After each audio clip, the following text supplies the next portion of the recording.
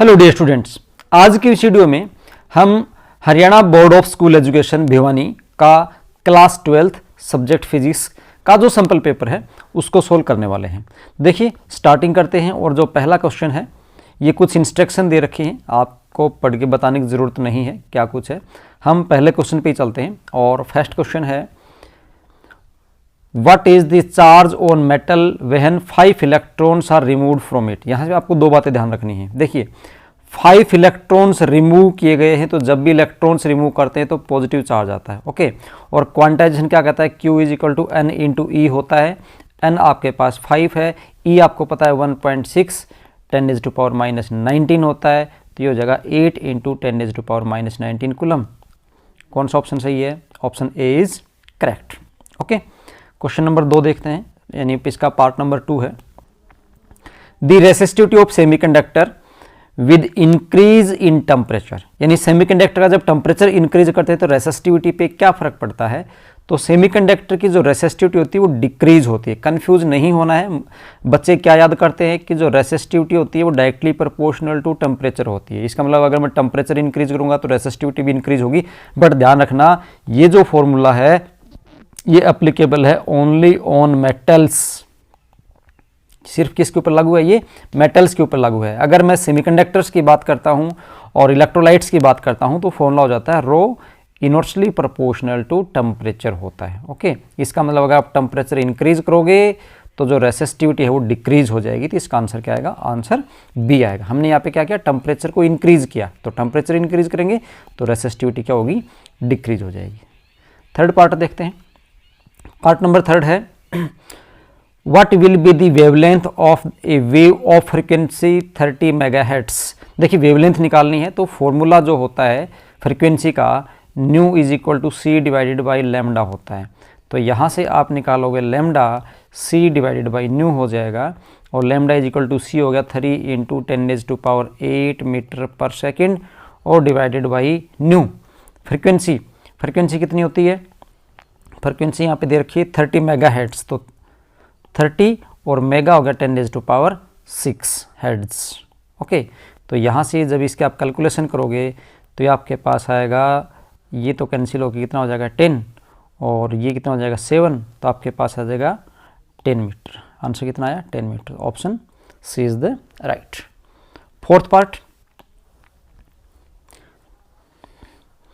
The focal length of a lens of power +2 dioptre will be. देखिए power का formula क्या होता है? P is equal to 1 divided by F होता है ना। पावर दे रखी है, फोकस निकालना है तो फोकस एफ हो जाएगा 1 divided by P. Focus is equal to 1 divide by P कितना है? 2 डायोप्टर है, तो 2 डायोप्टर है दैट इज इक्वल टू कितना हो जाएगा? डायोप्टर को फोकस हमें यहाँ पे क्या है मीटर में पूछ रखा है ना, तो डायोप्टर जब दे रखा है तो आंसर मीटर में आएगा, तो आपके पास हो जाएगा 1/2 यानी 0.5। आंसर कौन? C is the right answer. Fifth, the ionisation energy of hydrogen atom is. तो हाइड्रोजन की जो ग्राउंड स्टेट होती है उसके अंदर जो एनर्जी होती है वो -13.6 इलेक्ट्रॉन वोल्ट होती है, और जो आयनाइजेशन एनर्जी होती है उसकी जो ग्राउंड स्टेट की एनर्जी है जो भी इलेक्ट्रॉन है उसकी नेगेटिव होती है। तो इसका नेगेटिव करूंगा तो क्या हो जाएगा? पॉजिटिव। तो आंसर आएगा +13.6 इलेक्ट्रॉन वोल्ट। +13.6 electron volt. देखो यहाँ पे कंफ्यूज करने के लिए एक जूल भी करके दे रखा है, तो कुछ बच्चे क्या करते हैं ओनली 13.6 को याद कर लेते हैं, यूनिट याद करते नहीं वो इलेक्ट्रॉन वोल्ट, तो यूनिट याद नहीं करते। देखो यहाँ पे गलत हो सकता था, सी और डी आंसर एक जैसे है बट डी की यूनिट इलेक्ट्रॉन वोल्ट है और सी की जो यूनिट है यहाँ से आप देख रहे हो क्या है? जूल, जो गलत है। तो सही आंसर क्या है? +13.6 इलेक्ट्रॉन वोल्ट। सिक्स्थ क्वेश्चन देखते हैं। सिक्स्थ क्या है? Right SI unit of capacitance. तो कैपेसिटेंस की जो एसआई यूनिट होती है वो फैराड होती है। क्या होती है? फैराड होती है। और इसमें एक दो क्वेश्चन आपको और बता देता हूँ। कैपेसिटेंस में कभी कभी कैपेसिटर का सिंबल पूछ लेते हैं, तो आपको पता है कैपेसिटर का जो सिंबल होता है 2 पैरेलल लाइन होती हैं। यहाँ से आपके पास कैपेसिटर का सिंबल ना पूछ के वेरिएबल कैपेसिटर का सिंबल पूछेगा, तो वेरिएबल कैपेसिटर का सिंबल अगर पूछ लिया जाए एग्जाम से आपसे तो इसमें इस प्रकार से एरो मार्क लगा देंगे। तो एरो मार्क लगाने का मतलब है कि इसका कैपेसिटेंस आप अपनी रिक्वायरमेंट के अकॉर्डिंग चेंज कर सकते हैं। ओके, नेक्स्ट देखते हैं। Write the expression for the net capacitance when two capacitors C1 and C2 are connected in series दो कैपेसिटर हैं सीरीज में कनेक्ट कर रखे हैं, तो आपको पता है सीरीज का कनेक्शन कुछ इस प्रकार से होता है। इस प्रकार से जो दो कैपेसिटर्स हैं वो किस में कर रखे हैं, सीरीज में जोड़ रखे हैं। तो सीरीज में जब जोड़ रखे हैं तो इनका जो नेट कैपेसिटेंस आएगा 1/CS वो आएगा 1/C1 + 1/C2। सोल्व करके लिखोगे तो CS इज इक्वल टू आपके पास आ जाएगा C1C2 divide by C1 + C2। यहाँ पे एक बात ध्यान रखना आप, ये जो रिजल्ट है ये रेजिस्टेंस के रिजल्ट का रिवर्स है। सेम रिजल्ट अगर आप रेजिस्टेंस के नहीं निकालते तो आपके पास आता RS is equal to R1 + R2। तो यहाँ पे कंफ्यूज नहीं होना है, बहुत से बच्चे रेजिस्टेंस वाले में कैपेसिटेंस वाले में कंफ्यूज हो जाते हैं। रेजिस्टेंस का सीरीज जो है वो कुछ इस प्रकार से आता, कैपेसिटर का जो है, कैपेसिटर का जो सीरीज है रेजिस्टेंस का पैरेलल, रेजिस्टेंस पैरेलल में ऐसे लिखते हैं 1/RP is equal to 1/R1 + 1/R2। जो रिजल्ट हम कैपेसिटर का सीरीज में लिख रखते हैं वो रेजिस्टेंस के पैरेलल में लिखा जाता है ना। तो दोनों को अच्छे से देख लेना, इसमें कंफ्यूज नहीं होना है आपको। ओके, नेक्स्ट क्वेश्चन है the length of a wire of resistance 1 ohm is doubled.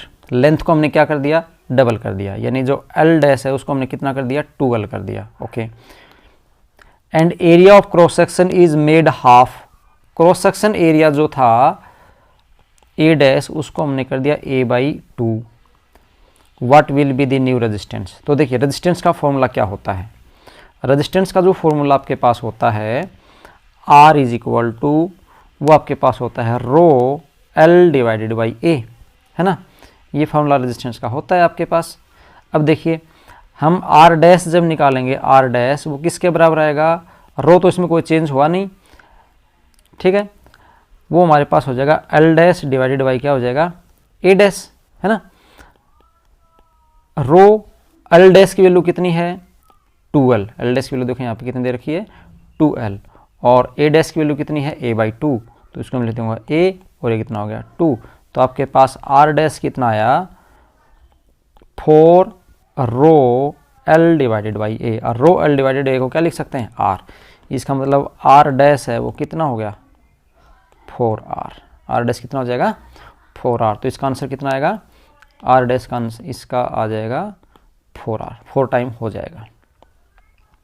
Next देखते हैं 9th part, for which type of magnetic materials susceptibility is negative. तो जो ससेप्टिबिलिटी नेगेटिव होती है वो डायमैग्नेटिक मटेरियल्स की होती है। तो इसका आंसर क्या आएगा,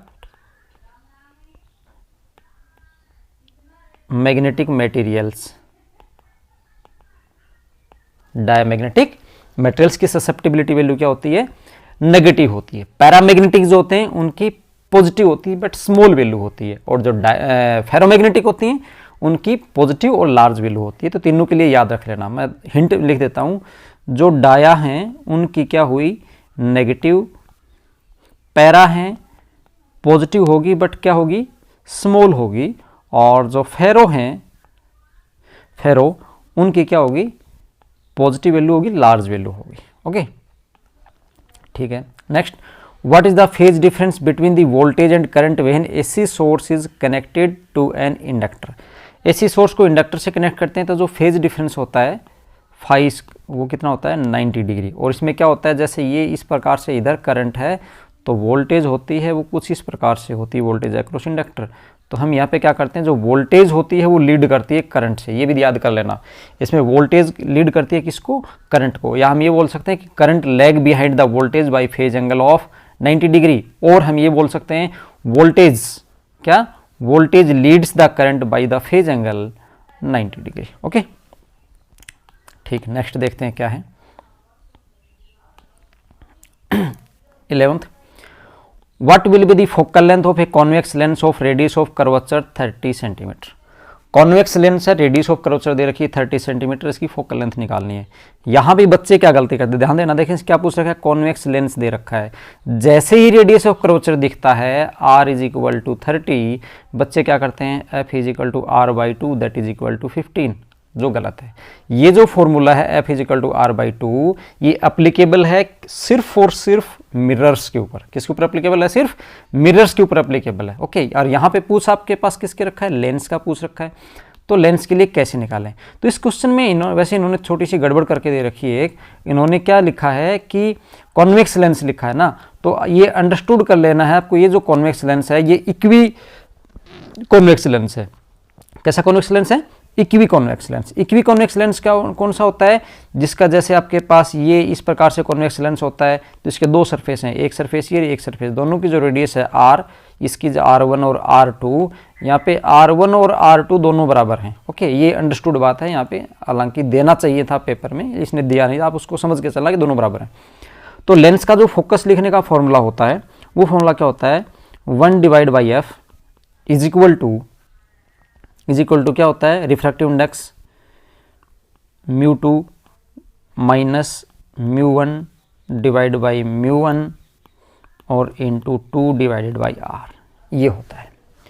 फोकल लेंथ पूछ रखी है कॉन्वेक्स लेंस की, रेडियस ऑफ कर्वेचर दे रखी है 30 सेंटीमीटर। तो फॉर्मूला क्या होता है? 1/f is equal to μ2 minus μ1 divide by μ1 into 2/r, ये कॉन्वेक्स इक्वी कॉन्वेक्स लेंस का फॉर्मूला होता है। तो यहाँ से आपके पास 1/f आपके पास आ जाएगा μ2 divide by μ1 minus 1 into 2 divide by r, कितना हुआ? 30, और ये हो जाएगा 15। तो इसको हम लिख देंगे 1/f is equal to μ2 divide by μ1 minus 1 और इंटू 1 डिवाइड बाई 15 सेंटीमीटर।